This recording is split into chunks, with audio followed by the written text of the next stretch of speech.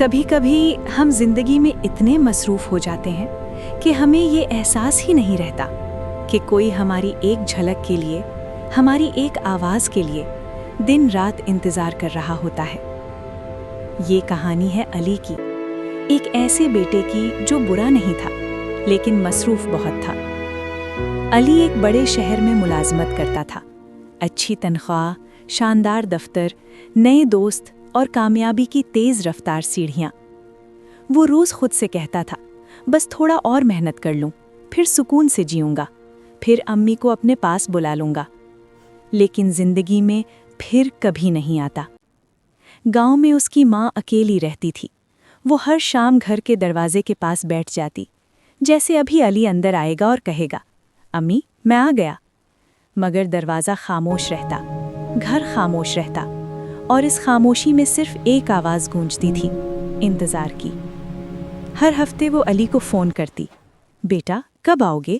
اور ہر بار علی مسکرا کر کہتا، امی بس کام بہت ہے، جلد آؤں گا۔ ماں ہمیشہ یہی جواب دیتی، ٹھیک ہے بیٹا، اپنا خیال رکھنا۔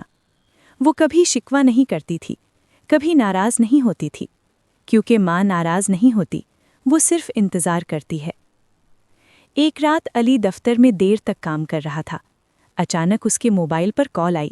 اسکرین پر لکھا تھا، پڑوسی چچا۔ علی کے دل میں عجیب سا خدشہ پیدا ہوا۔ اس نے فوراً کال اٹھائی۔ دوسری طرف سے بھاری آواز آئی، بیٹا تمہاری امی کی طبیعت بہت خراب ہے، اگر آ سکتے ہو تو فوراً آ جاؤ۔ علی کے ہاتھ کانپنے لگے۔ اسے لگا جیسے زمین اس کے نیچے سے کھسک گئی۔ اس نے سب کچھ چھوڑا اور فوراً گاؤں کے لیے نکل پڑا۔ سفر طویل تھا، مگر اس رات ہر لمحہ اسے صدیوں جیسا لگا۔ وہ دل ہی دل میں دعا مانگ رہا تھا، یا اللہ بس امی کو ٹھیک رکھنا، میں وعدہ کرتا ہوں میں سب کچھ بدل دوں گا۔ مگر بعض وعدے ہم بہت دیر سے کرتے ہیں۔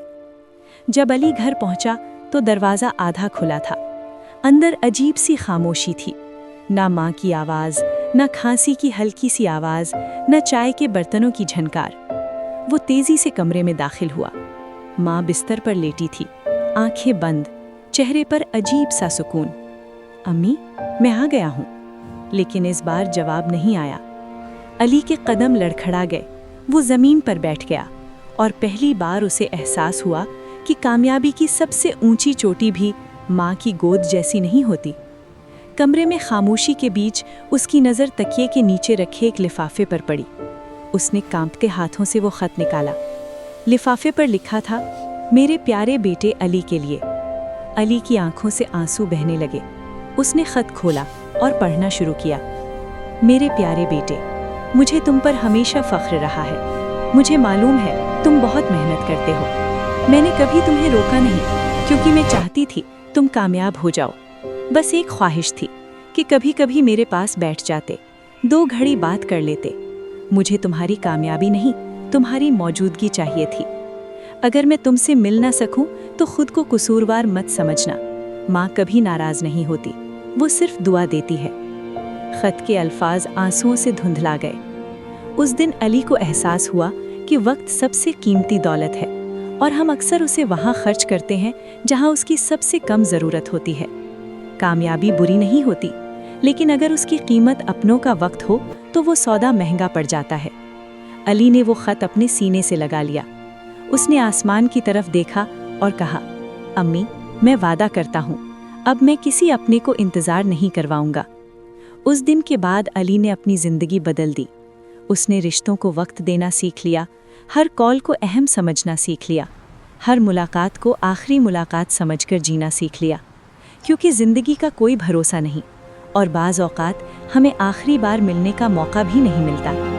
اگر آپ کے والدین زندہ ہیں تو آج ہی انہیں فون کریں۔ اگر وہ آپ کے ساتھ ہیں تو ان کے پاس جا کر بیٹھ جائیں۔ یقین کریں، ایک دن یہی لمحے آپ کی سب سے قیمتی یادیں ہوں گی، کیونکہ جب وقت گزر جاتا ہے تو صرف پچھتاوا باقی رہ جاتا ہے، اور پچھتاوا کسی بھی خط سے نہیں مٹتا۔